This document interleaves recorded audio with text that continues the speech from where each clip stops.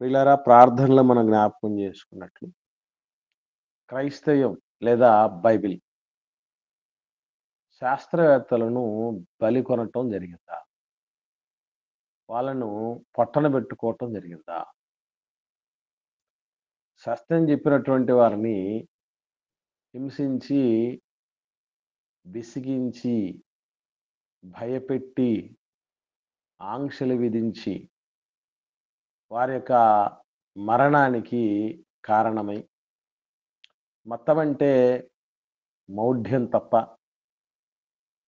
దైవ గ్రంథాలంటే మూఢనమ్మకాలు తప్ప, అందులో శాస్త్రీయత ఉండదు అని అనేకులు చెబుతున్నట్లు ఇది నిజమా? మీలో ఎవరికైనా మరి తెలిసి ఉంటే ఒకసారి రెస్పాండ్ అవ్వండి. ఇద్దరు శాస్త్రవేత్తలను 16వ శతాబ్దములో ఇద్దరు శాస్త్రవేత్తలను క్రైస్తవ మత పెద్దలు బలిగొనటం అని జరిగింది అని చెప్పటం జరుగుతుంది. ఇది ఎవరన్నా విన్నారా? మీకు ఎవరికైనా ఐడియా ఉందా? ఒక్కసారి మీరు తెలియపరచాలని ప్రేమతో మనవి చేస్తున్నాను. విన్నామన్నా. ముఖ్యంగా భూమి గోళాకారంగా ఉంది అని నిరూపించబడినప్పుడు, అంటే శాస్త్రవేత్తలు చెప్పినప్పుడు అది అలా లేదు, అది కదలదు అని కొన్ని వచనాల ఆధారంగా కొందరు క్రైస్తవ మత పెద్దలు శాస్త్రవేత్తల పైన దాడి చేశారు అనేది విన్నాం. ఓకే, రైట్, మంచిది. ఇంకా మనం జాగ్రత్తగా గమనించగలిగితే చరిత్రలో ఇటలీ దేశానికి చెందినటువంటి ఇద్దరు శాస్త్రవేత్తలని క్యాథలిక్ మత పెద్దలు లేదా క్యాథలిక్ చర్చ్, రోమన్ క్యాథలిక్ విశ్వాస వర్గానికి సంబంధించినటువంటి వ్యక్తులు మరి ఒక ఇద్దరు వ్యక్తులను, అందులో మొదటి వ్యక్తి గియోర్డానో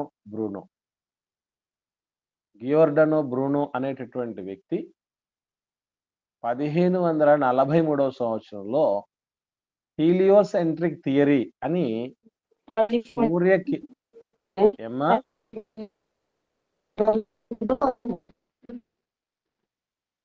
సూర్యకేంద్రక సిద్ధాంతం, దాన్ని హీలియోసెంట్రిక్ థియరీ అంటారండి.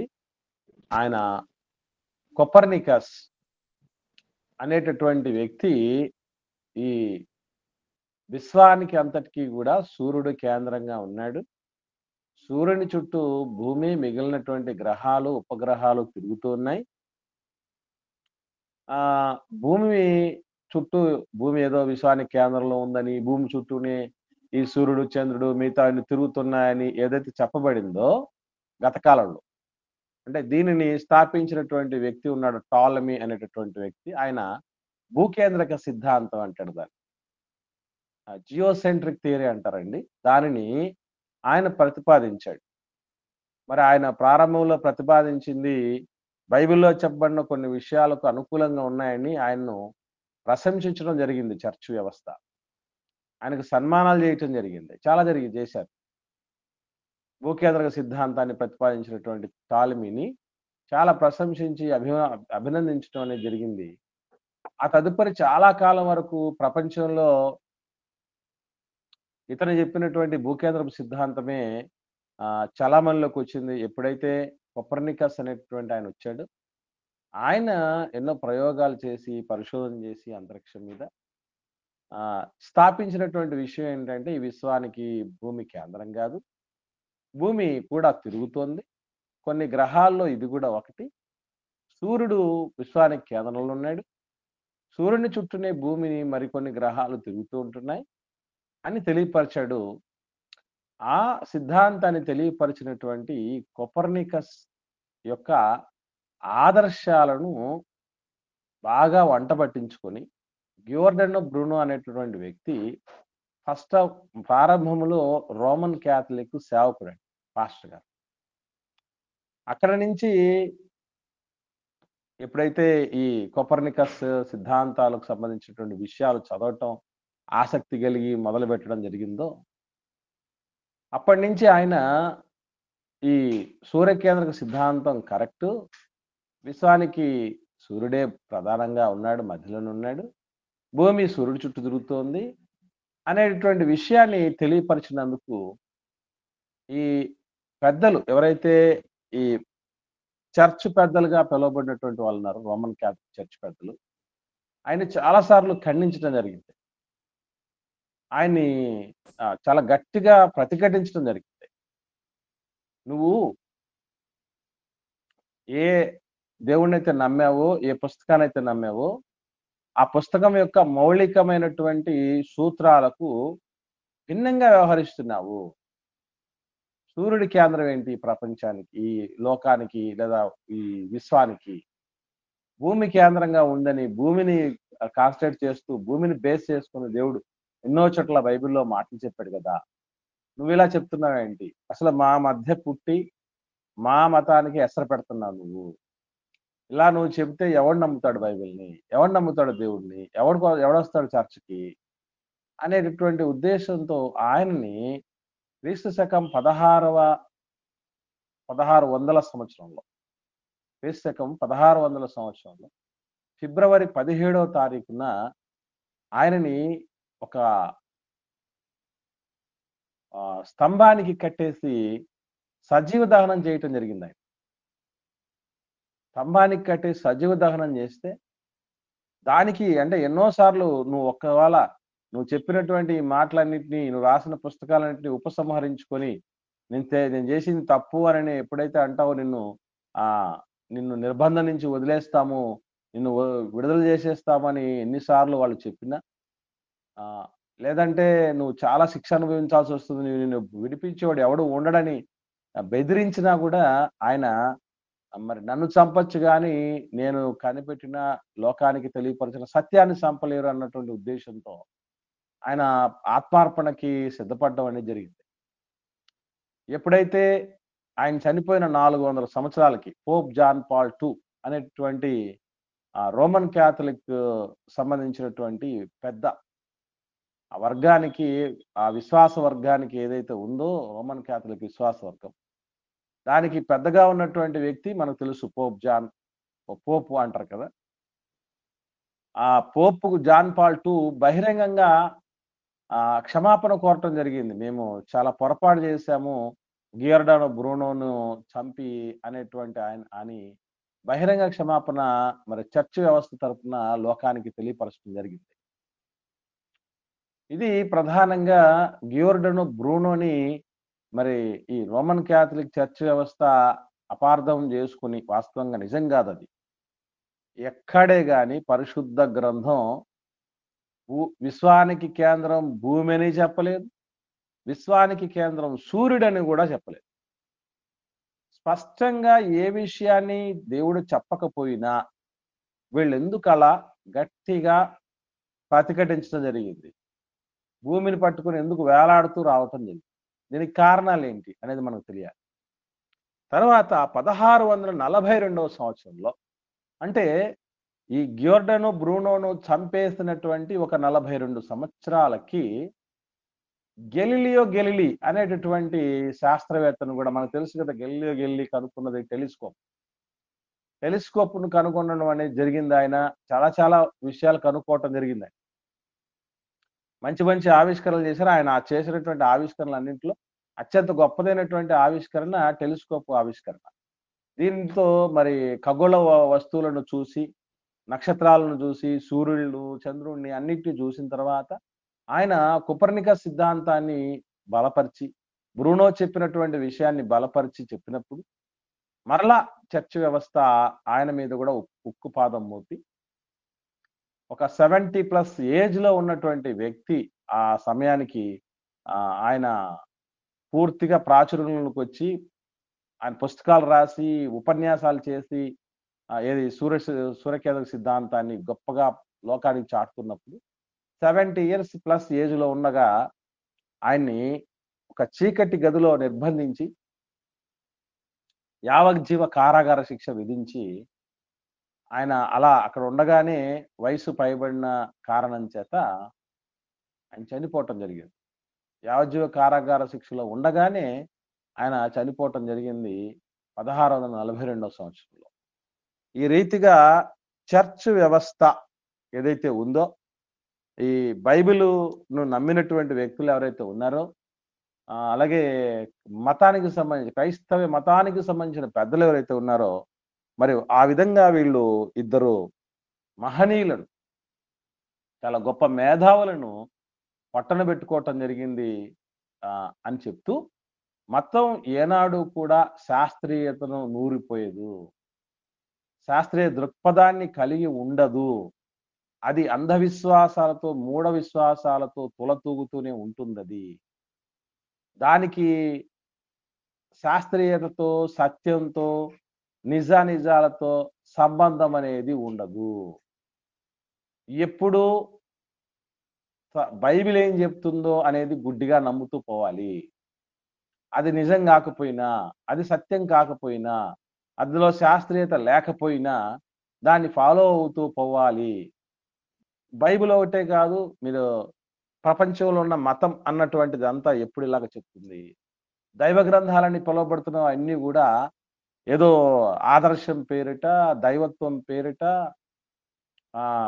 నాస్తికత్వం పేరిట మూఢత్వాన్ని పెంచి పోషిస్తుంది, ఇంకా అంధకారంలోనికి నెట్టివేస్తుంది అని అనేకులు ధ్వజమెత్తాడు. ఇప్పటికీ ఎంతో మంది మరి దుమ్మెత్తి పోస్తున్నారు ఈ ఇద్దరు మరణం విషయమై. గియోర్డానో బ్రూనో ప్లస్ గెలీలియో గెలిలీ. ఒక 41 సంవత్సరాల గ్యాప్లో 16వ శతాబ్దంలో వీరిరువురిని కూడా బలిగొనటం జరిగింది చర్చ్ వ్యవస్థ. మీరు గమనించండి, ఇక్కడ ఎవరైతే దేవుడి ప్రతినిధులు లేదా బైబిల్ ప్రతినిధులు చర్చ్ పెద్దలని పిలబడుతున్నారో వాళ్ళు చెప్పింది సత్యం కాదు. ఇప్పుడు కూడా మనం గుర్తుపెట్టుకోవాల్సింది ఏంటంటే, లేఖనం ఏమి చెప్పుచున్నది అనేది చూడాలి. సేవకుడికి లేదా అక్కడ ఉన్నటువంటి విశ్వాసులకి, పెద్దలకి వాళ్ళ పరిశీలన దృక్పథం, వాళ్ళ స్థాయి, వాళ్ళకి నాలెడ్జ్ ఎంతవరకు ఉంది, ఎంత క్రిటికల్గా ఆలోచన చేస్తున్నారు, థింక్ చేస్తున్నారు అనే దాని మీద వాళ్ళు చెప్పే విషయం ఆధారపడి ఉంటుంది. అంటే ఒక్క మాటలో చెప్పాలంటే, మనకు పవర్ స్టేషన్ నుంచి పవర్ ఎంత అయినా రావచ్చు. పవర్ స్టేషన్ నుంచి ఎంత పవర్ అయినా రావచ్చు, ఎన్ని కేవీల పవర్ అయినా రావచ్చు. కానీ ఆ పవర్ని రిసీవ్ చేసుకునేటటువంటి కెపాసిటీ ఇంట్లో ఉండేటటువంటి ఫ్యాన్లకు, ట్యూబ్ లైట్లకు, టీవీకో, దేనికో దానికి ఉండాలి. అవి లేకుండా ఉండినప్పుడు బయట నుంచి ఎంత పవర్ వచ్చినా కూడా ప్రయోజనం లేదు. అలా రిసీవర్లు లాంటి వాళ్ళు సేవకులు. సంఘం దేవుడి యొక్క మహాజ్ఞానం అనేటువంటి పవర్ స్టేషన్, బైబిల్ గ్రంథం అనే పవర్ స్టేషన్ నుంచి పవర్ని రిసీవ్ చేసుకొని పంపించేటటువంటి వ్యవస్థ కలిగినటువంటి వాళ్ళని మనం మరవకూడదు. అటువంటి వాళ్ళలో ఏదైనా లోపం ఉంటే పవర్లో లోపం ఉంది అనుకోకూడదు. మరి ఫిలమెంట్ పోయినటువంటి బల్బులోకి ఎంత పవర్ వచ్చినా ఏం ప్రయోజనం ఉంటుంది? కాబట్టి ఈ కనబడుతున్నటువంటి చర్చ్ను బట్టో దేవుణ్ణి అంచనా వేయటం, దైవజనులు చెప్తున్నటువంటి మాటలను బట్టి దేవుడి వాక్యాన్ని అంచనా వేయటం పొరపాటు. నిజముగా బైబిల్ ఏం చెప్పింది అని ఒక్కడంటే ఒక్కడు పరిశోధన చేయలేదు. అరే మరి ఈ విధంగా కొపర్నికస్ చెప్తున్నాడు, లేదంటే గియోర్డానో బ్రూనో చెప్తున్నాడు, లేదా గెలిలియో చెప్తున్నాడు కదా, నిజంగా మనకు దేవుడు దైవ గ్రంథం ఏం చెప్పిందని ఆలోచన చేసిన వాళ్ళు కరువైపోయారు. పండితులుగా పిలువబడిన వాళ్ళు ఎట్లాగా, ఎంత దారుణంగా వాళ్ళు లేఖనాల పట్ల అవగాహన రాహిత్యంతో ఉన్నారనేది చరిత్రలో మనం చూస్తే, ఎక్కడో తూర్పు దేశాన యేసుక్రీస్తు నక్షత్రాన్ని చూసి వాళ్ళు పరుగున ఆయన దగ్గరకు వచ్చి ఆయనకు సాంబ్రాన్ని, బోలాన్ని ఇచ్చి, సాగిలపడి బంగారాన్ని ఇచ్చి వాళ్ళు సంబరంలో తిరిగి వెళ్ళిపోతారు. ఇక్కడే ఉండి ఎన్నో వందల సంవత్సరాలుగా బైబిల్ గ్రంథాన్ని బోధించినటువంటి శాస్త్రులు ఉన్నారు, పరిసయ్యులు ఉన్నారు, సద్దూకయ్యులు ఉన్నారు, ప్రధాన యాజకులు ఉన్నారు. వీళ్ళు నిత్యము దేవుడి గ్రంథాన్ని ప్రజలకు తెలియపరుస్తూ ఉంటారు, దేవుడి మాటలను తెలియపరుస్తూ ఉంటారు. మరి వాళ్లకు రాజు వచ్చి అందరినీ పోగేసి, అయ్యా క్రీస్తు అనేటటువంటి మెస్సియా ఎక్కడ పుడతాడో చెప్పండి అయ్యా అంటే, అప్పటికి కానీ వాళ్ళు చెప్పరు మీకా గ్రంథంలో 5వ అధ్యాయంలో ఉన్నటువంటి విషయం.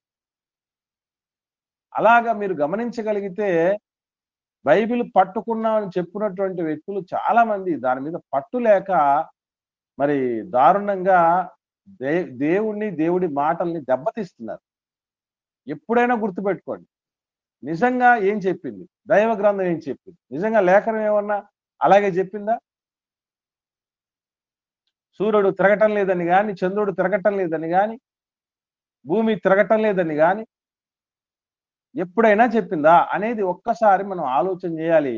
ఇంతకు వీళ్ళెందుకు మరి అంత పెద్ద వ్యవస్థ, రోమన్ క్యాథలిక్ వ్యవస్థ అంటే ప్రపంచవ్యాప్తంగా ఉన్నటువంటి వ్యవస్థ, అంత గొప్ప వ్యవస్థ కలిగినటువంటి వాళ్ళు ఏదో ఒక బేస్ని బట్టి ఈ విధంగా అనుకోవడానికి అవకాశం ఉంది కదా.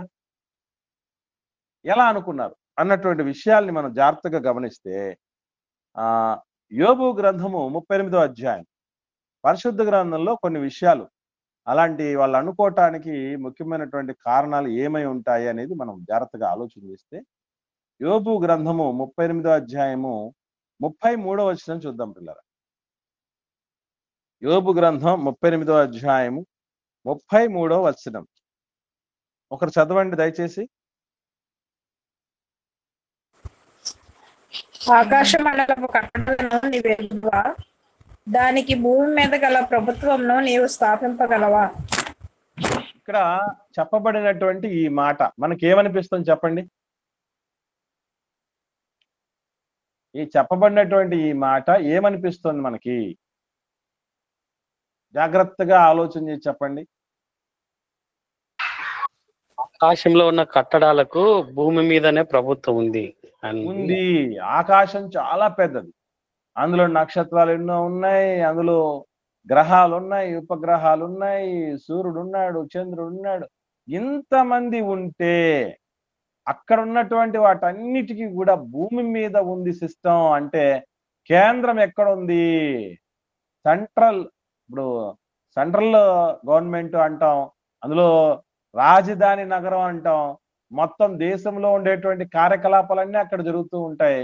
ఇలా ప్రభుత్వం ఒక చోట ప్రభుత్వ కార్యకలాపాలన్నీ కేంద్రీకృతమైతే దాన్ని ఆ రాజధాని కేంద్రము అని అంటారు కదా. ఏమండి ఒకసారి ఆలోచన చేయండి. ఈ మాట చెప్పినంత మాత్రం చేత మరి ప్రభుత్వం భూమి మీద ఉంది అని చెప్పినంత మాత్రం చేత అది ఖచ్చితంగా విశ్వానికి మధ్యలోనే ఉండాలా? విశ్వానికి మధ్యలోనే ఉండాలా? అమ్మా భూమి కేంద్రం. అదేనమ్మా నేను అంటున్నా ఏంటంటే జాగ్రఫికల్ గా అంటే భౌగోళికంగా ఆలోచన చేద్దాం. అంటే మనం ఫిజికల్ గా ఆలోచన చేస్తే ఈ విశ్వానికి అందరికి భూమి మధ్యలో ఉండటము అవసరమా అడుగుతున్నా నేను. అవసరం లేదన్నా. ఎందుకు అవసరం లేదంటారు? ఎలా చెప్పగలం మనం అవసరం లేదని? అంటే అవసరం లేదు అని చెప్తున్నానికి మనకు రీజన్ కావాలి. చెప్పండి అమ్మా సిస్టర్. ఎక్కడున్నా కానీ దేవుడు నడిపించగలం కదన్నా. Very good sister. ఇంకో లాజికల్ గా చెప్పండి. మీరు చెప్తున్నది అల్టిమేట్, తిరుగులేంది, నో ప్రాబ్లం. చాలా ఉన్నాయి మనకు ప్రూఫ్స్ గమనించగలిగితే. ఇప్పుడు చిన్న ఎగ్జాంపుల్ చెప్తాను మీకు అర్థం కావటానికి. ఇప్పుడు ప్రభుత్వము కార్యకలాపాలు అన్ని కూడా కంట్రోల్ అయ్యేటటువంటిది ఎక్కడ? దేశంలో రాజధాని ప్రాంతంలో. రాజధాని భారతదేశం యొక్క భౌగోళికంగా ఆలోచన చేస్తే మధ్యలో ఉందా? పైన ఉందన్న. ఎక్కడో పైన ఉందండి, న్యూఢిల్లీలో కదా, మధ్యలో లేదు కదా. మరి మధ్యలో లేకుండానే ఎట్లా అది కంట్రోల్ చేయగలదు? అంటే అది అవుద్దా? శక్యం అవుద్దా అంటే 100% అవుతుంది. ఇంకో విషయం ఏంటంటే ఇప్పుడు ఒక వెహికల్ ఉంది, వాహనం ఉంది. వాహనం అంతా కంట్రోల్ చేయటానికి ఒక ప్లేస్ ఉంటుంది. అది ఆ ప్లేస్ ఏమున్న ప్లేస్ అంటే స్టీరింగ్ అంటారు కదా, స్టీరింగ్ ఉన్న ప్లేస్. ఆ స్టీరింగ్ ఎక్కడ ఉంటుందండి? మధ్యలో ఉంటుందా లేకపోతే ఎడ్జ్లో స్టార్టింగ్ లో ఉంటుందా? ఎక్కడో ఒక చివరన ఉంటుంది కదా. చివరన స్టీరింగ్ ఉంటే అది కంట్రోల్ చేయగలదా? అంటే మనకు వాస్తవంగా చెప్పాలంటే విశ్వంలో మధ్యలోనే ఉండనక్కరలేదు.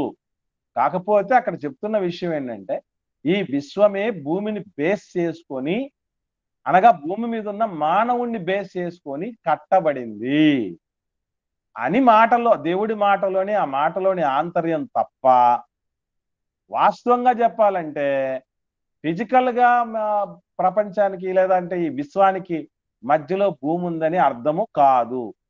బహుశా నాకు తెలిసి ఇలాంటి వచనాలని బట్టే వాళ్ళు అపార్థం చేసుకున్నారు అనుకుంటా. బైబిల్ గ్రంథం ఎప్పుడు చెప్పలే, దైవ గ్రంథం ఎప్పుడు చెప్పలేదు విశ్వానికి కేంద్రంగా భూమి ఉన్నదని ఎప్పుడు చెప్పలేదు. కాకపోతే విశ్వం నిలవాలి అన్నా, విశ్వం కూలిపోవాలి అన్నా భూమి కారణం అవుతుంది. భూమి అంటే ఎవరు కారణం? దేవుడే కారణం. కారణం భూమి అంటే మానవుడండి. మనలను బట్టి గమనాగమనాలు మారిపోతూ ఉంటాయి. విశ్వం యొక్క స్థితిగతులు మార్పులు చేర్పులకు గురి చేసేది మానవుడి యొక్క స్థితిగతులే అనేది మానవుని క్రమము అతిక్రమమును బేస్ చేసుకొని అంతరిక్షం యొక్క పరిస్థితులు ఉంటాయి, క్రమాన్ని గాని అతిక్రమాన్ని బట్టి. కాబట్టి భూమి మీద ప్రభుత్వం ఉందంటే దాని అర్థం ఏంటంటే భూమి మీద మనుషులను బట్టి జరుగుతోంది వ్యవహారం అంతా అని అర్థం. ఓకే, సో ఇలాంటి వాటిని బట్టి వాళ్ళు అపార్థం చేసుకోవడానికి అవకాశం ఉంటుంది అని నేను అనుకుంటున్నాను. ఇంకో మరొక విషయం ఏంటంటే చాలా చోట్ల భూమి కదలడం లేదు అన్న వచనాలు కనపడతాయండి బైబిల్. మీరు ఎక్కడన్నా చూసారా? భూమి కదలడం లేదు, స్థిరంగా ఉంది అట్లాగే అన్నటువంటి మాటలు మనకు బైబిల్ గ్రంథంలో కనబడతాయి. ఉదాహరణకి ఏమ్మా, స్థిరత్వంగా ఉందని అవునమ్మా, కొన్ని సందర్భాలు చూద్దాం పిల్లరా. 26వ అధ్యాయం యోబు గ్రంథం 26వ అధ్యాయము 7వ వచనం చూడండి. 7వ వచనం ఒకటి చదవండి.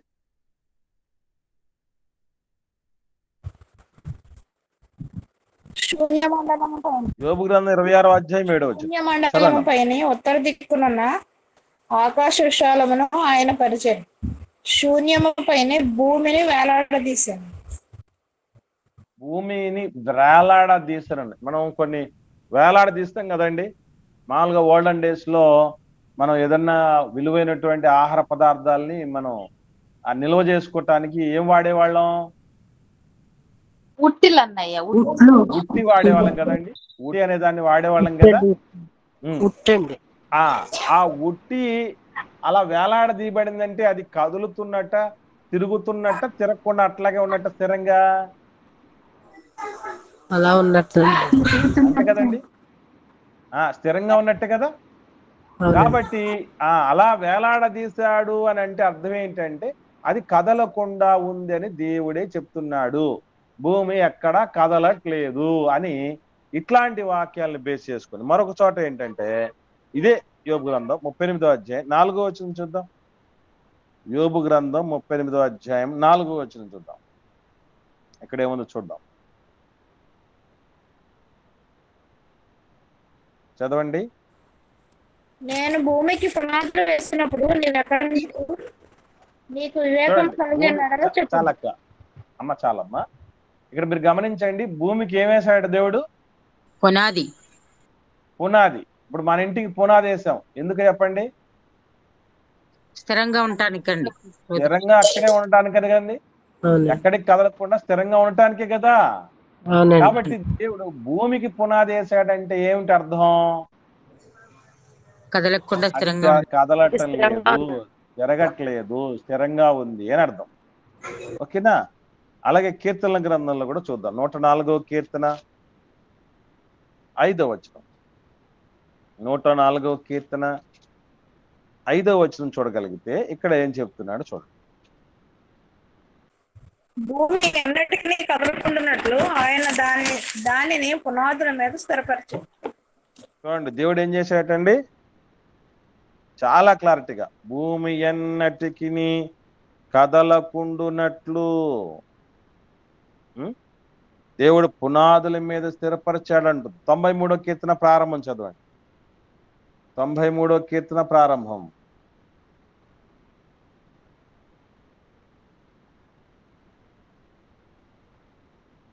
యెహోవా రాజ్యము చేయుచున్నాడు, ప్రభావమును ఆయన వస్త్రముగా ధరించి ఉన్నాడు. యెహోవా జలముల జనులందరినీ విజయముతో వందనము నేను చదువుతానమ్మా. ఇక్కడ మీరు గమనించండి, చివరి మాటలు ఏంటంటే, కదలకుండునట్లు భూలోకము స్థిరపరచబడి ఉన్నది. కదలకుండునట్లు భూలోకము స్థిరపరచబడి ఉన్నది. కదలడం లేదు, భూలోకం స్థిరంగా ఉంది అనే మాటలు మనం యోబు గ్రంథంలో చూసాం. 2 ఆధారాలు, కీర్తన గ్రంథంలో 2 ఆధారాలు చూసాం. యెషయా గ్రంథం చూద్దాం ఏమంటున్నాడో. యెషయా గ్రంథం 40వ అధ్యాయము 22వ వచనం. యెషయా గ్రంథము 40వ అధ్యాయము 22వ వచనం. యెషయా గ్రంథం 40వ అధ్యాయం 22వ వచనం చూద్దాం. ఆయన భూమండలం మీద ఆసీనుడై ఉన్నాడు. అమ్మమ్మ చాలమ్మా. ఒకసారి చూడండి, దేవుడే ఎక్కడ ఆసీనుడై ఉన్నాడటండి? భూమండలం మీద ఆసీనుడే ఉన్నాడు. ఆసీనుడే ఉన్నాడు అంటే ఏంటి అర్థం? ఆసీనుడై ఉన్నాడు, కూర్చున్నాడు. ఏమంటే మనం కూడా చాలా వాటి మీద కూర్చుంటాం. మంచం మీద కూర్చుంటాం, దివాని కాట మీద కూర్చుంటాం, చైర్లో కూర్చుంటాం, కింద కూర్చుంటాం. ఆ కూర్చున్నామంటే అవి కదులుతాయండి? కదలే వాటి మీద కూర్చోంగా. కాబట్టి దేవుడు కూర్చున్నాడు అంటే అర్థం ఏంటి? కదలటం లేదు, భూమి కదలటం లేదు అనేటటువంటి ఆధారాలు ఎన్నో ఉన్నాయి. కాబట్టి భూమి కేంద్రంగా ఉంది, ఇది కదలకుండా ఉంది, దీని చుట్టే మిగతావన్నీ కదులుతున్నాయి. కాబట్టి భూకేంద్రక సిద్ధాంతం ఏదైతే టాలమీ ప్రతిపాదించాడో దాన్ని సమర్థిస్తోంది పరిశుద్ధ గ్రంథం అని ఈ ఆధారాలన్నిటిని బట్టి మాట్లాడుతున్నారు.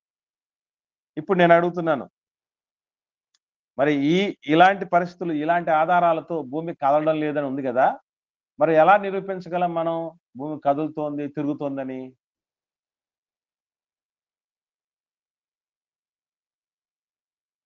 ఏమండి? సూర్యుడు, ఎలా మనం ఏమ్మా? సూర్యచంద్రులు, సూర్యచంద్రులను బట్టి మనం చెప్పగలమంటా అమ్మా? క్రీస్తుల వారిని సిలువ వేసినప్పుడు భూమి వణికెను అన్న సందర్భాలు ఉంటాయి కదమ్మా. అది మామూలమ్మా, భూకంపం, వణకటాలు అవన్నీ ఓకే, ఏం ఇబ్బంది ఏం లేదు. ఇంకా ఏదైనా కదలకపోతే మరొక దినం రాదు కదా. మనం ఓకే, నువ్వు లాజికల్ గా చెప్తున్నావు, మనం బిబిలికల్ గా ప్రూవ్ చేయాలి. ఇప్పుడు బైబిల్లోనే చెప్పబడినటువంటి విషయాలు ఉన్నాయి కదా, ఇక్కడ స్థిరపరచబడి ఉంది, వేలాడదీయబడింది, ఆసీనుడే ఉన్నాడు దాని మీద, ఎన్నటికీ కదలకుండా ఉంది, పునాదులు ఉన్నాయి అనే మాటలు మనం బైబిల్లో నుంచి కదా చూసాం. ఇప్పుడు దీన్ని చూపించే భూమి కదలటం లేదని చెప్తారు ఎవరన్నా, దీనికి మనం జవాబు ఏం చెప్తాం? అన్నయ్య, నాకు ఒక డౌట్స్. భూమి తన చుట్టూ తను తిరుగుతుంది అని కూడా ఒక వాక్యం ఉంది అన్నయ్య. భూమి అది వాక్యంలో ఉంది, జ్ఞాపకం లేదన్నయ్య. ఓకే, భూమి తన చుట్టూ తను తిరుగుతుంది, తన చుట్టూ తాను భూమి తిరుగుతుందనే మాట బైబిల్ ఎక్కడ లేదమ్మా. నేను చదవగా నేను ఎక్కడ చూడలేదు. ఒకసారి ఏమన్నా ఉంటే ట్రై చేయండి, మీకు దొరికితే నాకు చెప్పండి. సూర్యుడు తిరుగుతాడని ఉంది నా చదివిన నేను మొన్ననే. సూర్యుడు ఓకే అమ్మా, సూర్యుడు విషయం కాదు మనకు డౌట్. మనకు వచ్చినటువంటి సందేహం ఏంటంటే, మన ముందు వ్యక్తపరిచిన సందేహం ఏంటంటే చంద్రుడి భూమి విషయమైనటువంటి సందేహం. రైట్, దీన్ని ఇలాగే ఉంచండి. కొన్ని ఆధారాలు చూద్దాం. భూమి తిరుగుతుందా లేదా అనేటటువంటిది దేవుడు ఏం చెప్తున్నాడో కొన్ని విషయాలు మనం చూద్దాం. ముఖ్యంగా యోబు గ్రంథం చూద్దాం. 9వ అధ్యాయం యోబు గ్రంథం 6వ వచనం. యోబు గ్రంథం 9వ అధ్యాయము 6వ వచనం. యోబు గ్రంథం 9వ అధ్యాయము 6వ వచనం. భూమిని దాని స్థలములో నుండి కల్పించువాడు ఆయనే, దాని స్తంభములు ఆదరణ చేయువాడు ఆయనే. అదర చేయువాడే ఏమా దాని స్తంభాలను అదర చేస్తాడట. ఆ భూమిని ఏం చేస్తాడంటే దేవుడు దాని స్థలములో నుండి కదిలిస్తాడట. అంటే ఇప్పుడు తిరుగుతున్నట్టు చెప్తుందా ఈ మాట, తిరగట్లేదని చెప్తుందా భూమిని?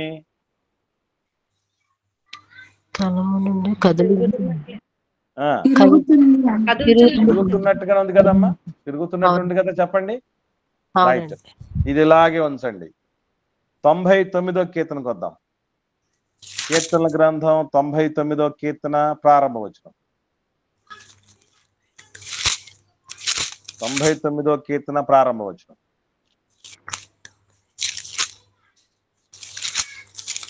యెహోవా రాజ్యము చేయుచున్నాడు, జనములు వణుకును. ఆయన కెరూబుల మీద ఆసీనుడై భూమి కదులును. లాస్ట్ చివరిలో ఏముందండి?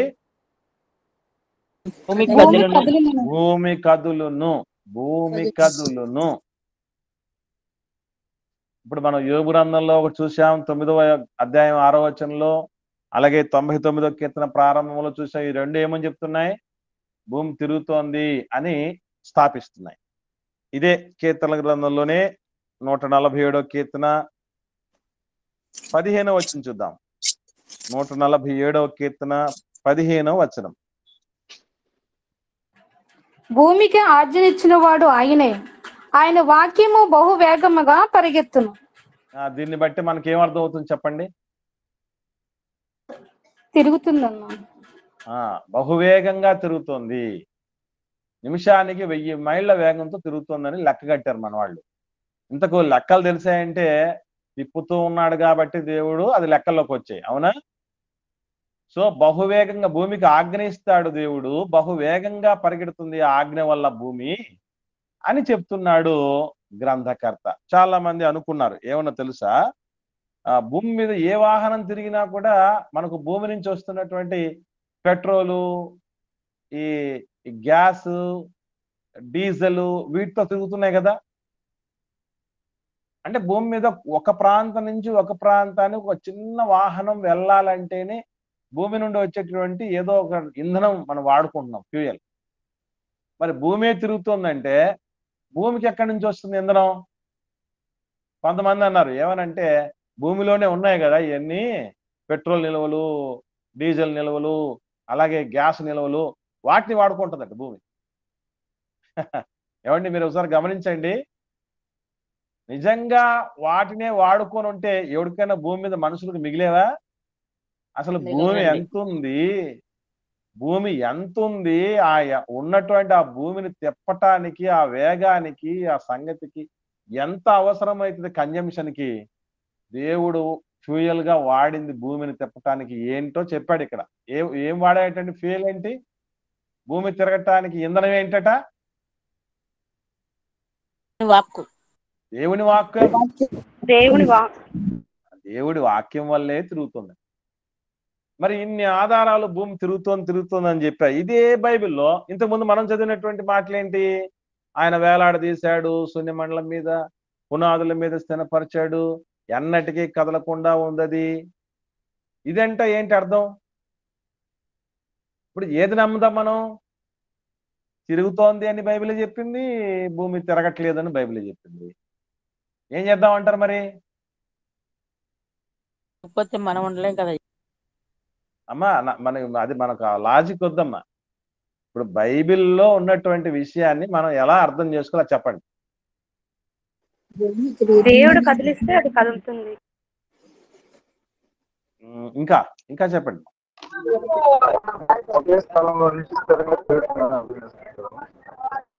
తమ్ముడు నాకు సరిగ్గా క్లారిటీగా వినపడలేదు జయరాజు, క్లారిటీగా చెప్పినాయన. ఒకే స్థలంలో నుంచి స్థిరంగా తిరుగుతుందని అర్థం చేసుకోగలనా? ఒకే స్థలంలో. Good, very good, very good, very good. భూమికి దేవుడు ఒక కక్ష అనేది ఏర్పాటు చేశాడు, అది దాని మార్గము అని అంటారు. అంటే ఆ కక్షలోనే తిరగాలి, అక్కడ నుంచి అటు ఇటు ఉండకూడదు. చిన్న అర్థం కావడానికి కొన్ని విషయాలు చెప్తాను. ఇప్పుడు మీరు ఎక్కడ స్థిరపడ్డారు అని అడిగితే ఏం చెప్తారండి? కొన్ని ప్లేస్లు చెప్తాం కదా మనం. నేను కడపలో స్థిరపడ్డానండి అని చెప్తాను. అంటే అర్థం ఏంటి? నువ్వు కడప దాటి ఎక్కడికి వెళ్ళవనా? అక్కడే మొత్తం అక్కడి నుంచి ఒక ఇంచు కూడా కదలవని అర్థం. దాని అర్థం ఏంటి? ఆ సరౌండింగ్ లోనే తిరుగుతాను అని అర్థం, అంతేనా? కడపలో స్థిరపడ్డాము అంటే ఆ కడప పరిసర ప్రాంతాల్లోనే ఆ బౌండరీలోనే తిరుగుతాము అని అర్థం. అట్లాగే భూమిని స్థిరపరిచాడు దేవుడు అని అంటే అది కదలకుండా ఉండినట్లు పునాది వేశానంటే ఆ కదలకుండా వేసిన పునాది పేరే కక్ష. 23.5 డిగ్రీలు వంగి 23.5 డిగ్రీలు వంగి పడమటి నుండి తూర్పుకు తిరుగుతూ నిమిషానికి 1000 మైళ్ళ వేగంతో తిరగాలి. అదే దాని కక్ష. ఏది కూడా ఆ వంగినటువంటి ఆ డిగ్రీ మారకూడదు, ఆ స్పీడు మారకూడదు, ఆ డైరెక్షను మారకూడదు. దీన్నే దేవుడు పునాది అన్నాడు. కాబట్టి వీటిల్లో ఏది తప్పు కాదు. మరి ఎక్కడ జరిగింది తప్పు? మనం అర్థం చేసుకోవటంలో పొరపాటు జరిగింది. ఈ పొరపాటు ఎంతవరకు తేలిందంటే ఇప్పటికీ కూడా మనము దానిని తీసివేయలేం. అంటే ఆ మచ్చను తీసేసుకోలేం మనం. అన్నంత దారుణంగా అంటే లేఖనాలను దైవజనులే, దైవ ప్రతినిధులే అపార్థం చేసుకుంటే ఎంత డ్యామేజ్ జరుగుతుందో మనకు ఈ సందర్భంగా అర్థం కావాలి పిల్లరా. అందుకే దైవజనులు, దేవుని ప్రతినిధులుగా ఉన్నటువంటి వాళ్ళు ప్రపంచంలో ఎవరు అపార్థం చేసుకున్నా వాళ్ళు అపార్థం చేసుకోకూడదు. జాగ్రత్తగా వాటిలో ఉన్నటువంటి పరమార్థాన్ని గ్రహించగలగాలి. అంటే దేవుడు ఏ రోజు కూడా భూమి కదలకుండా స్థిరంగా ఉందని గాని అది దాని చుట్టే మిగతా నక్షత్రాలన్నీ తిరుగుతున్నాయని కానీ ఎప్పుడు చెప్పలేదు. భూకేంద్రక సిద్ధాంతాన్ని దేవుడు స్థాపించలేదు. ఇదొకటి గుర్తుపెట్టుకోవాలి. మరొక విషయం, సూర్యుడు తిరుగుతున్నాడని చెప్పాడా లేదా చెప్పండి దేవుడు? భూకేంద్ర సిద్ధాంతం చెప్తున్న విషయం ఏంటంటే అసలు అంతకుముందు ఆర్యభట్ట అని ఆయన కూడా చెప్పాడు. ఏమనంటే అసలు నక్షత్రాలు అవన్నీ ఏమి తిరగట్లేదు, అన్ని అట్లాగా ఉంటున్నాయి అని మాట్లాడడం జరిగింది. నక్షత్రాలు కదలికలు లేవని. ఎప్పుడో తోక చుక్క వచ్చింది చూసారా? ఆ తోక చుక్క హోలీ తోక చుక్క ఏదండి పేరేది? ఆ తోక చుక్క అమ్మా హేలీ తోక చుక్క అనేటటువంటిది ఆయన కనుక్కున్న తర్వాత అప్పుడు నక్షత్రాలు కదులుతున్నాయని కనుక్కోవటం జరిగింది. ఇప్పుడు నక్షత్రాల విషయం కావచ్చు, అలాగే సూర్యుడు చంద్రుడి విషయం కావచ్చు, దేవుడు ఎక్కడా అవి కదలట్లేదని చెప్పలేదు. పైపెచ్చు క్లారిటీగా చెప్పాడు కదులుతున్నాయని. ఎక్కడ చెప్పాడు దేవుడు ఇవి బాగా కదులుతున్నాయి, తిరుగుతున్నాయని? కొన్ని మాటలు చూద్దాం. 19వ కీర్తన 5వ వచనం చదవండి. 19వ కీర్తన 5వ వచనం ఏమని చెప్తున్నాడు చూడండి దేవుడు. 19వ కీర్తన 5వ వచనం ఒకరు చదవండి.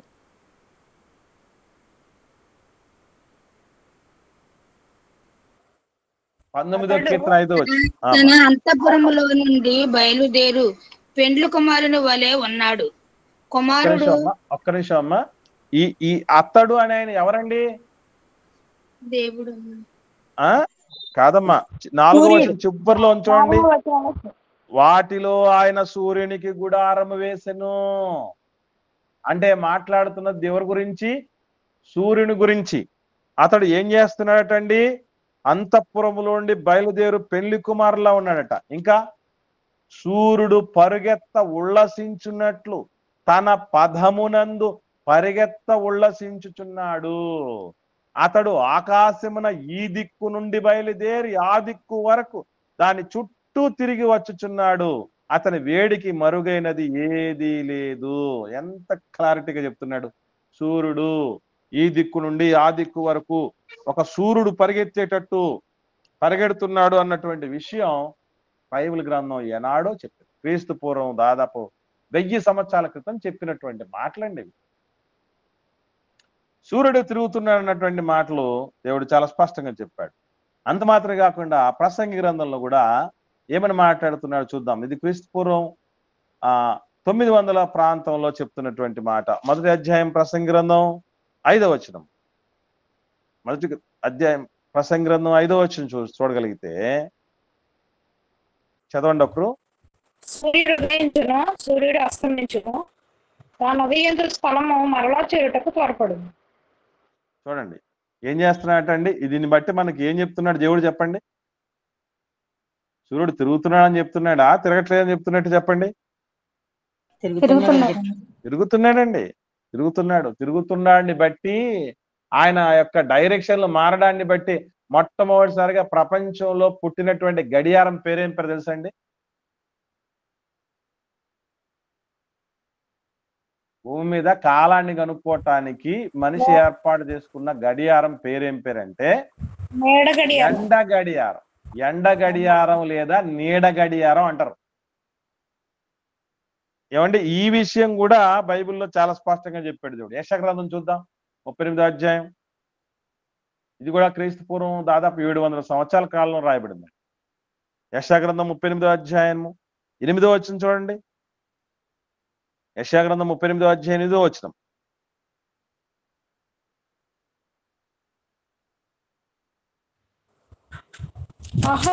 ఎండ గడియారాల మీద సూర్యుని కాంతి చేత దిగిన నీడ మరల 10 రెట్లు ఎక్కువ చేసేదేను. అప్పుడు సూర్యకాంతి దిగి మెట్టల్లో అది 10వ మెట్లకు మరలా ఎక్కెను. ఇక్కడ చూడండి, ఎండ గడియారం అని ఎందుకు వచ్చింది? సూర్యుడు తిరుగుతున్న గమనాలను బట్టి ఎండ గడియారం అనేది ఏర్పాటైంది అన్నటువంటి విషయం దేవుడు ఇక్కడ ఏనాడో చెప్పాడు. అంటే అలాగని ఈ విశ్వానికి కేంద్రం సూర్యుడని మనం అర్థం చేసుకోవాలంటే దాన్ని కూడా దేవుడు చెప్పలేదు స్పష్టంగా. అంటే సూర్యుడు కేంద్రమా ఈ ప్రపంచానికి, ఈ విశ్వానికి, లేదంటే భూమి కేంద్రమా అనే విషయాన్ని దేవుడు చెప్పకపోవటానికి కారణం ఏమిటి అనంటే, ఇప్పుడిప్పుడే సైన్స్ ఏం కనుక్కుంటుంది తెలుసండి. ఈ మధ్య కాలంలోనే సైన్స్ కనుక్కున్నటువంటి విషయాలు ఏంటంటే, అసలు సూర్య కుటుంబం అనేది ఒకటి ఉందండి. సోలార్ సిస్టమ్ అని అంటారు కదా. ఈ సౌర కుటుంబం, సూర్య కుటుంబం లాంటివి ఈ విశ్వంలో ఇంకా అనేక కోట్ల కుటుంబాలు ఉన్నాయట, సూర్య కుటుంబాలు. అంటే ఎన్నో వాటిల్లో ఇది ఒక చిన్నదైనప్పుడు ఈ విశ్వానికి ఇవి కేంద్రమని భౌతికంగా ఎలా చెప్పగలడు దేవుడు? అందుకే చెప్పలేదు. కాబట్టి ఎంతో విశాలమైనటువంటి విషయంలో చాలా చిన్నవి ఇవి ఎక్కడో ఉన్నాయి. కానీ వాస్తవం ఏంటి అని అంటే అసలు సిసలు కిటుకు స్విచ్లు అన్నీ కూడా ఎక్కడున్నాయి? రిమోట్ కంట్రోల్ సిస్టమ్ అంతా ఎక్కడుందనంటే అది భూమి మీద ఉంది. మానవుణ్ణి బట్టి అవి జరుగుతున్నాయి అనేది మాత్రం పర్ఫెక్ట్ గా చెప్పింది. ఎప్పుడైతే మానవుడి విషయంలో తేడా, అందుకే యేసు ప్రభులు వారు మాట్లాడుతూ ఉంటాడు ఏమనంటే, ఆ విశ్వాసం కనుగొంటానా ఈ భూమి మీదకి వచ్చినప్పుడు. అంటే విశ్వాసము ఉండేది లేని కారణాన్ని బట్టి ఆయన రాకడ జరుగుతుంది, ఈ ప్రపంచం లయం అనేది ఆధారపడి ఉంటుంది. అట్లా అంత మాత్రమే కాదు, రాజ్య సువార్త ప్రజలందరికీ సాక్షాత్తంగా ప్రకటించబడుతుంది. పాపులందరూ బయటికి రావాలి, లిస్టులో ఉన్న పాపులందరూ, లేదంటే చంపబడబోతున్నటువంటి భక్తులందరూ బయటికి రావాలి. అప్పుడు ప్రపంచం లెక్క పూర్తయిపోవటం, ఆకాశం నక్షత్రాలన్నీ రాలిపోవటం జరుగుతుంది. ఎందుకంటే ఈ భూమి మీద ఉన్న మానవుల కోసమే ఇవన్నీ చేయబడ్డాయి. కాబట్టి మానవుడి యొక్క స్థితిగతులను బట్టి విశ్వం యొక్క గమనాలు ఆధారపడి ఉంటాయని దేవుడు ఏనాడో రాయించేశాడు. ఆకాశ మండలపు కట్టడలన్నీ భూమి మీద ప్రభుత్వంతో ముడిపడి ఉన్నవి. కాబట్టి అక్కడ అంతా వైరింగ్ సిస్టమ్ అంతా ఉంటే దానికి రిమోట్ సిస్టమ్ ఎక్కడుందంటే మానవుడి దగ్గర ఉంది అనేది దేవుడు చెప్పాడు తప్ప భౌతికంగా మాత్రం ఖచ్చితంగా ఈ విశ్వానికి సూర్యుడి కేంద్రమనో, చంద్రుడు కేంద్రమనో, లేదా భూమి కేంద్రమనో ఏ రోజు దేవుడు చెప్పలేదు. ఒక మాటలో చెప్పాలంటే విశ్వానికి కేంద్రం ఎవరు చెప్పండి ఇప్పుడు? సూర్యుడా, భూమా? ఎవరండి? సూర్యుడు కాదు, భూమి కాదమ్మా. లేదన్నారు కదా, ఇద్దరు కాదు, మనమే. మనమే అన్న.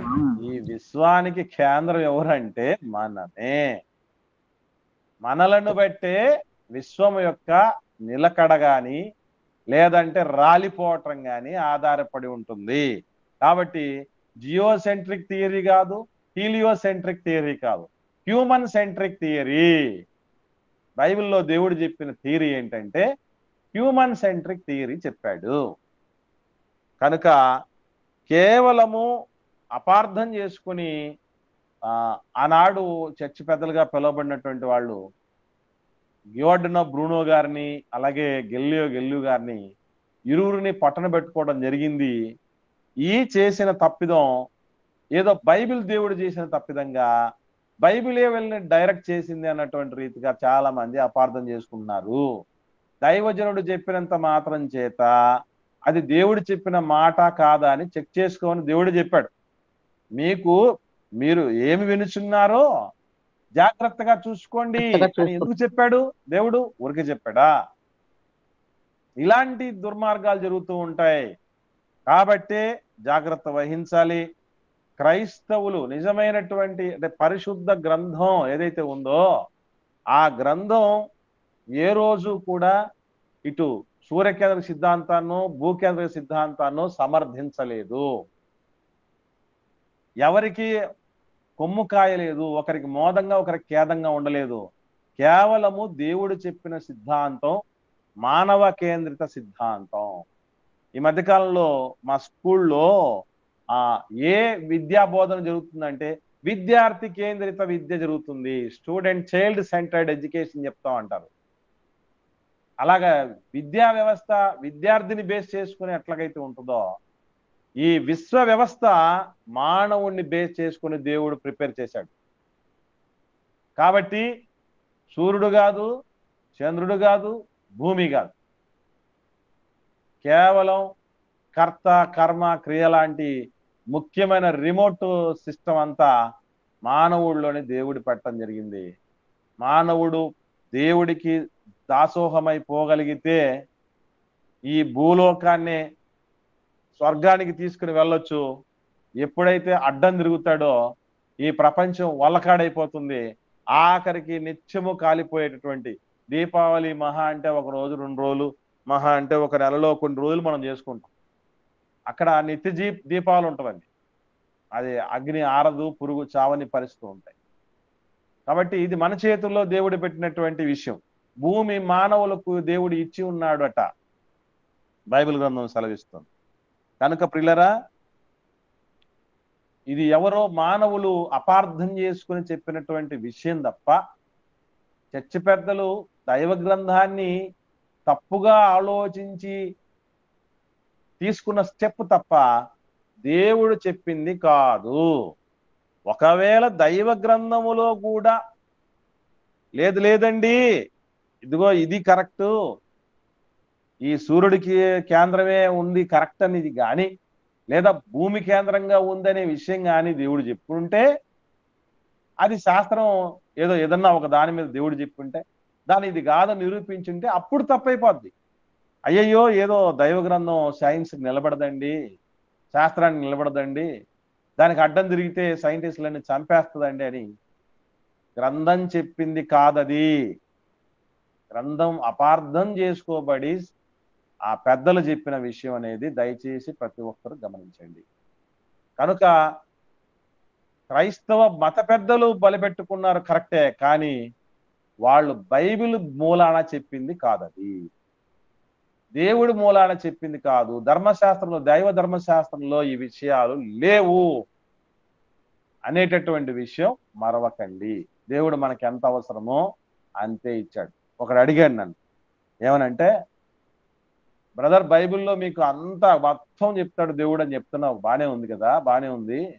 మరి ఆ సోలార్ సిస్టమ్ గురించి ఎక్కడుంది బ్రదర్? భూమి కాకుండా వేరే గ్రహాల గురించినటువంటి ప్రస్తావన ఎక్కడుంది బ్రదర్? బుధుడు, శుక్రుడు, భూమి, అంగారకుడు, ఇవన్నీ ఉన్నాయి కదండి. బృహస్పతి, నెప్ట్యూన్, ప్లూటో, ఇవన్నీ ఉన్నాయి కదా. మరి ఇవన్నీ ఎక్కడున్నాయని అడిగాడు. దీనికి మనం ఏం జవాబు చెప్తామండి? ఇదే ప్రశ్న మనకే వచ్చిందండి. అడుగుతున్నారు, చెప్పయా మరి ఉందో లేదో. ప్రకృతిలో విశ్వంలో ఉన్నాయి కదా, ఇవన్నీ యూనివర్స్ లో ఉన్నాయి కదా, మరి నీ బైబిల్లో ఎక్కడున్నాయి చూపించు మరి అంటాడు. మరి ఎక్కడ చూపిద్దాం మనం? బుధుణ్ణి, శుక్రుణ్ణి ఎక్కడ చూపిద్దామండి? కాబట్టి బైబిల్ తప్ప? శాస్త్రాన్ని నిలబడిందా? ఎలా చెప్పాలి, ఎలా ఆలోచన చేయాలి చెప్పండి? ఎవరన్నా మాట్లాడండి దయచేసి. నా ప్రశ్న అర్థమైందండి?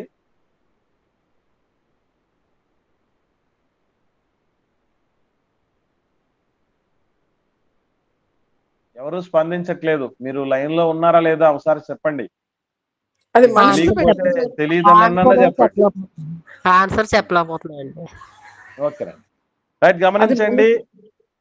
చెప్పండి అమ్మా. మనుషులు పెట్టుకున్నది బ్రదర్, ఇవి విగ్రహాలన్నీ పేర్లు దేవుడు సృష్టిలో.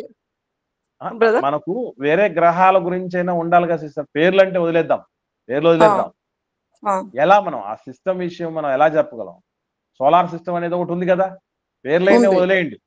అవన్నీ అవి ఒక సైజులలో అవన్నీ ఉన్నటువంటి విషయం అయితే ఒకటే కరెక్ట్ కదా. విశ్వం అయితే ఉంది బ్రదర్. ఉంది, అందులో సోలార్ సిస్టమ్ ఉంది. మరి వీటి గురించినటువంటి వివరాలు ఎక్కడానంటే కొన్ని విషయాలు దేవుడు ఎలా చెప్తాడో ఒక మాట చూద్దాం. ఆదికాండం 2వ అధ్యాయము ప్రారంభ వచనం. మొత్తం టోటల్ యూనివర్సు, సౌర కుటుంబము, గ్రహాలు, ఉపగ్రహాలు, ఆస్టరాయిడ్స్ అన్ని 2వ అధ్యాయం ప్రారంభంలో ఉన్నాయి ఆదికాండంలో. చదవండి ఒకరు. ఆదికాండం 2వ అధ్యాయం ప్రారంభం చూడండి ఏమనుందో.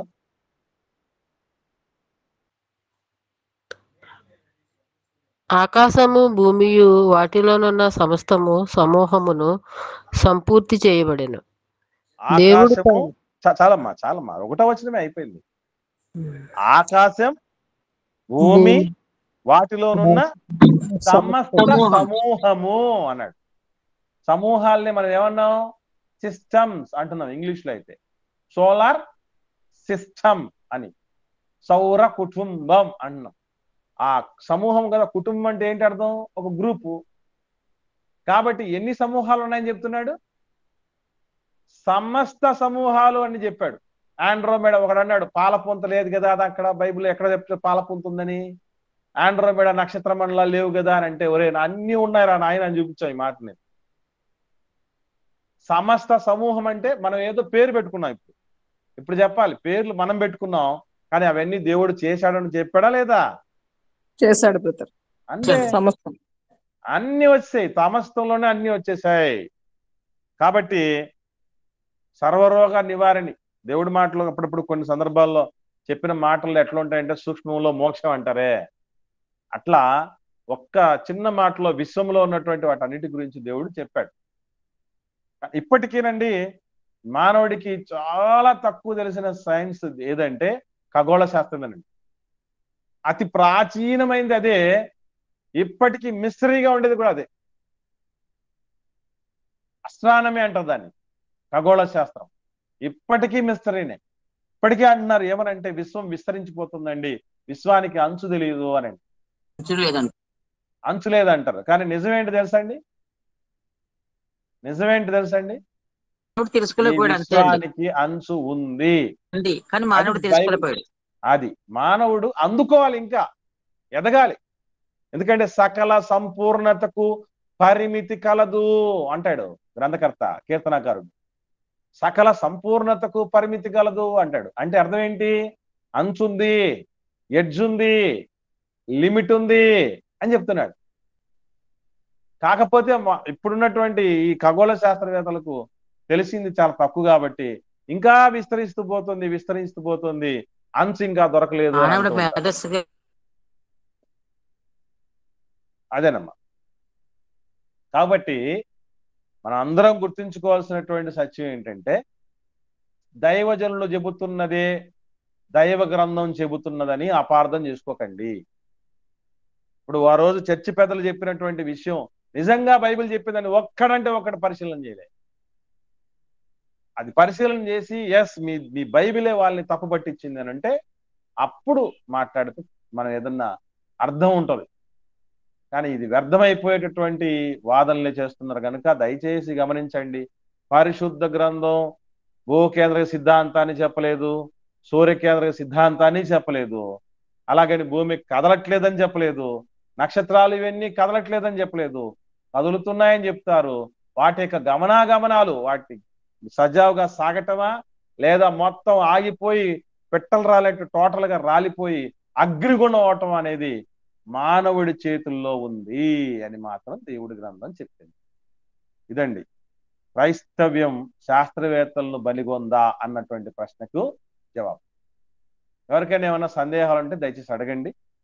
లేని పక్షాన ఒకరు ప్రార్థన చేయండి, ముగించుకుందాం.